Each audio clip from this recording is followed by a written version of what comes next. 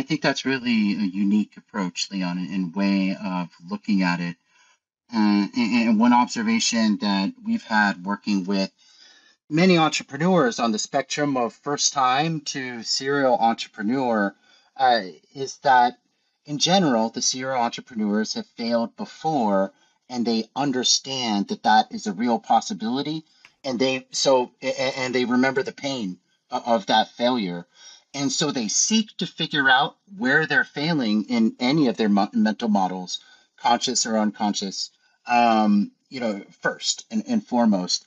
But then we speak It's with a fear. first It's time a fear. entrepreneurs and they're afraid of failure, right? Because they've built up this vision for themselves and their product that they're going to be right, and that wrong, failing is a failure mode instead of a learning and improvement mode. Right. I'm curious, when you're mentoring first time entrepreneurs versus seasoned entrepreneurs, if you've observed differences in how you like to speak with them. Oh, definitely, definitely. Seasoned entrepreneurs, they are looking for development on specific areas where they don't have enough experience. Mm-hmm. But again, some people became entrepreneurs and didn't learn anything. So we can identify this immediately. In this case, I say usually, let's go back to the first class of the school. So if I identify that they didn't get through this identification, self-identification, and they still have anxiety, the fear of uncertainty. And by the way, usually everything what you afraid happens. Everything what you're afraid finally happens. Everything what you don't like finally happens. So one of the first thing I'm trying to remove from their brain, fear. Because if they have fear, it will happen. Mm-hmm. So for well-developed entrepreneurs who are working in very specific areas where I can help them with my experience. So it's not mentor-mentee relationships. It's just